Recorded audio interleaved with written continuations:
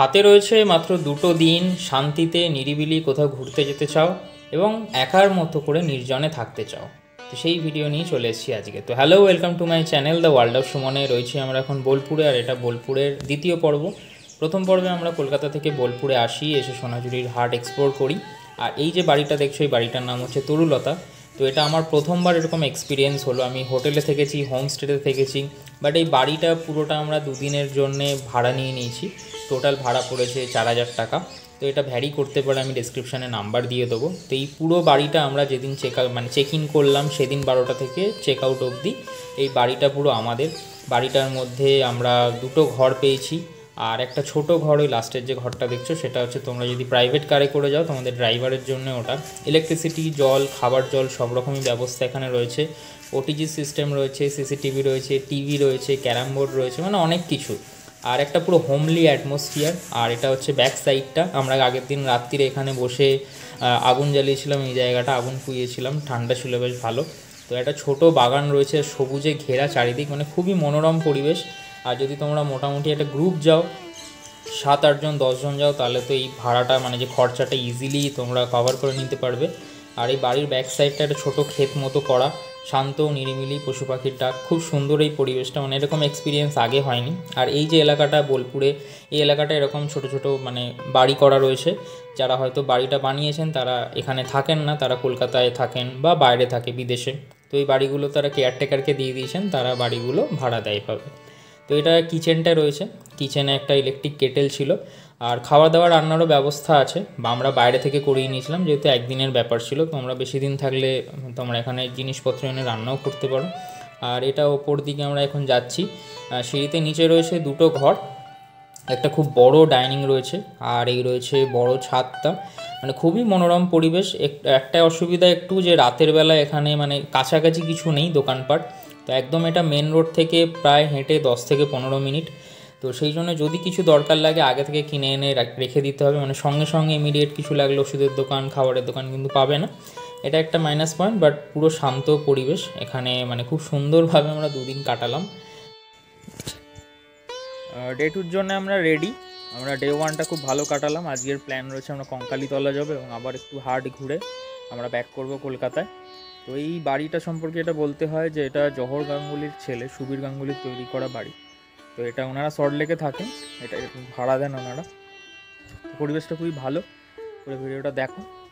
তো যেরকম বললাম যে জহর গাঙ্গুলি কে, তার সম্পর্কে জানতে হলে তোমরা একটু গুগল করে নাও, তাহলেই পেয়ে যাবে। তো এই হচ্ছে ওনাদের বাড়ির বা ওনারই যে ছেলে সুবীর গাঙ্গুলি, তার তৈরি করা এই বাড়িটা।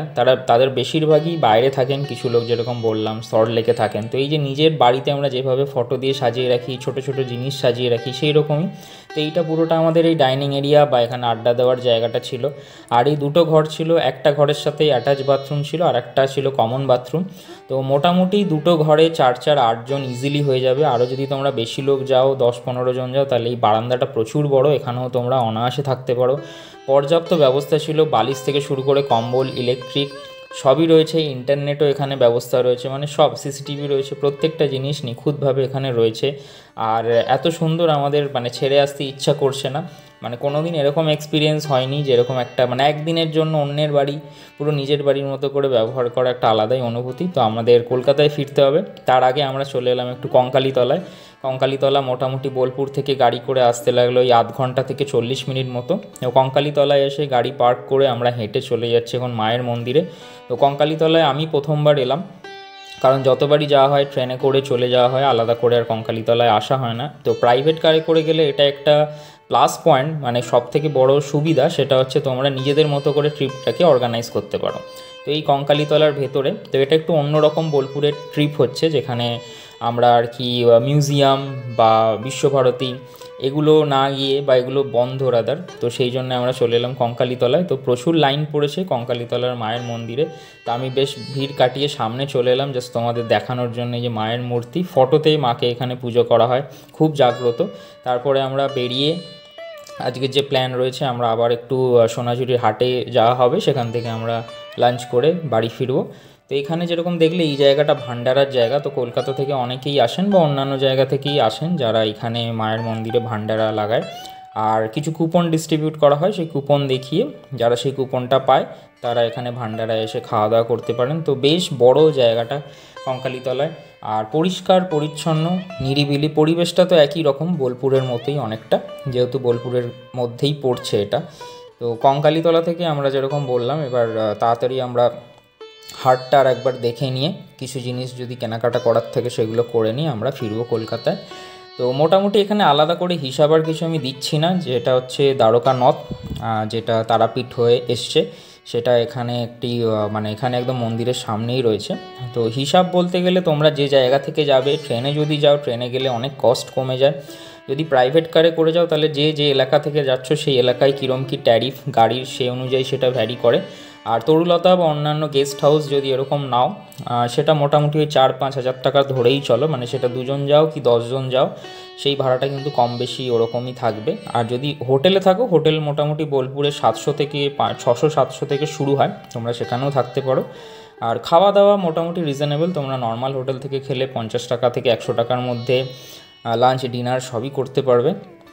তো সেই জন্য আলাদা করে আমি কোনো হিসাব দিলাম না। আর এখানেও সেই প্লাস পয়েন্ট, মানে কিছু আর কি শিল্পীরা আছেন, মানে তারা সত্যিই এত ট্যালেন্টেড, এই পায়ে ঝুমুর রয়েছে, বাঁশিও বাজাচ্ছেন, তো খুব সুন্দর লাগে পরিবেশটা। তো আবার আমরা চলে এলাম একটু হাটে। হাটে সবই ঠিকঠাক আছে, একটু অসুবিধা পার্কিংয়ের, কারণ রাস্তাটা খুবই ছোট। তো সেই রাস্তা দিয়ে মানে পার্কিং করে বেরোতেই অনেকটা সময় লেগে যায়। তো আমরা হাটে জাস্ট কিছুক্ষণ থেকেই চলে এলাম, খাওয়া দাওয়া হয়নি।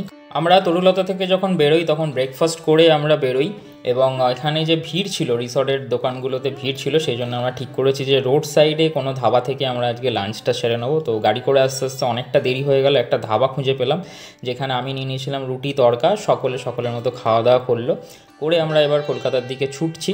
আমাদের ফিরতে হবে কলকাতায়। তো যাওয়ার পথে যেরকম আমরা গেছিলাম শক্তিগড়ে, আবার আসার পথেও শক্তিগড়ে আমরা দাঁড়ালাম। এখান থেকে আমি নিয়ে নিলাম বাড়ির জন্যে ল্যাংচা, মিহিদানা নিয়ে এবার বাড়ি ফেরার পালা। তো পুরো বোলপুর জার্নিটা কীরকম লাগলো জানাও, তোমরা এভাবে ট্যুর করতে পারো, ডেসক্রিপশানে সব ডিটেলস রইলো। Thanks for watching.